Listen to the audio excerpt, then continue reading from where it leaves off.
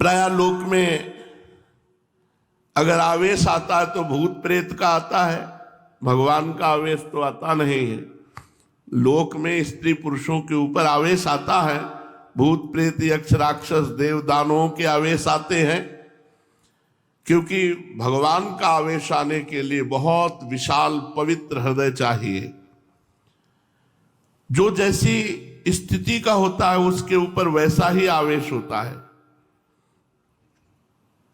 देवताओं का आवेश सात्विक प्रकृति के लोगों के ऊपर आवेगा, यक्ष राक्षसों का आवेश राजसिक प्रकृति के शरीरों में प्रकट होगा, और जो घोर तामसिक प्रकृति के पुरुष है उनके शरीरों में भूत पिशाचों का आवेश आता है।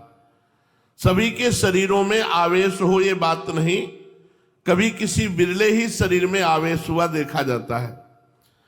वो क्यों होता है, किस प्रकार होता है, इसका कोई निश्चित नियम नहीं।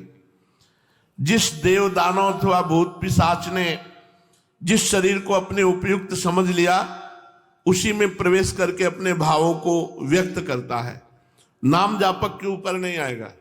एक बार हम एक आश्रम में खंडहर था जंगल में गंगा के किनारे, तो वहां हमें रोका गया कि यहां मत सोना, यहां भूत रहते हैं।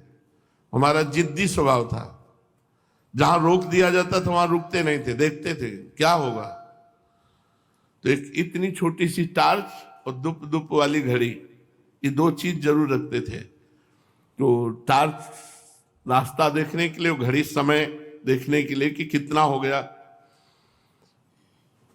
आराम से जाकर के वहां आसन लगाया और लेट गए खंडहर में। कोई भय नहीं रहता था क्योंकि खूब गंगा जी की कृपा थी। गंगा जी की कृपा से भय नाम की चीज नहीं रह गई थी, क्योंकि कदम कदम पे स्मशान लाशें सब दिमाग में रम गया था, और गंगा किनारे रहते थे इसलिए कोई भय नहीं रह गया था। उन लोगों ने रोका और वो आश्रम में रुके हुए थे, वहां कोई नहीं टिकता था। वहां जाके आसन लगाया, वहां भूत था। रात्रि के 9 बजे जो ही आसन लगाया और लेटे, ते ही हमारे ऊपर ऐसे जैसे बहुत वजनदार जांघें जिसकी हो हमारे ऊपर ऐसे चढ़ गया। खूब हम चेतना, कोई सो नहीं रहे थे। ऐसे हाथ किया तो पीछे से जटाएं उस समय भी थी, उस समय तो और घनीभूत जटाएं थी, तो पीछे से हमारी जटा पकड़ ली। ये सब जागृत में हो रहा था। 9 बजे थे शाम के, पर मंत्र चल रहा था। फिर एकदम खाली उठे, हम कहा नहीं, ये हमारा भ्रम है, ऐसा नहीं हो सकता कि हम नाम जप कर। तो पवित्र प्रेत भी होते हैं, जैसे भाई जी से हनुमान प्रसाद पोद्दार जी के सामने प्रकट हुए पारसी, तो कहा कि आप डरना मत। तो उनका मैं डरूंगा क्यों, बोले मैं प्रेत हूं।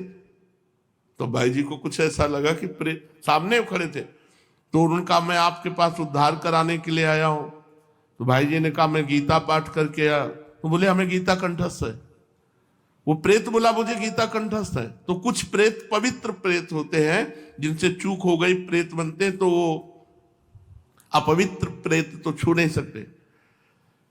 बाहर निकले, एक महुआ का पेड़ था, खड़े हुए, हम नहीं, प्रेत नहीं हो सकता। फिर जाके लेट गए, बहुत जिद्दी स्वभाव।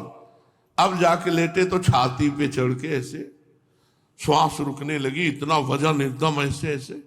उस समय जो भगवान शिव का मंत्र चल रहा था उसकी रफ्तार बढ़ाई, तुरंत फिर अलग। हम कहा अब दोबारा हिम्मत नहीं करेगी, अपना आसन समेटा और जहां सब लोग लेटे थे वहां गए। तो बोले आ गए। हम कहा वहां प्रेत है, तो बोले बताया तो पहले था आपको। तो हम कहा हमें अनुभव करना था, वहां है, वहां है। तो ये जो प्रेत आदि हैं ये कुछ बिगाड़ नहीं सकते यदि भगवान नाम चल रहा है, मंत्र चल रहा है। और भगवत आवेश होता है त्रिगुणातीत हृदय में।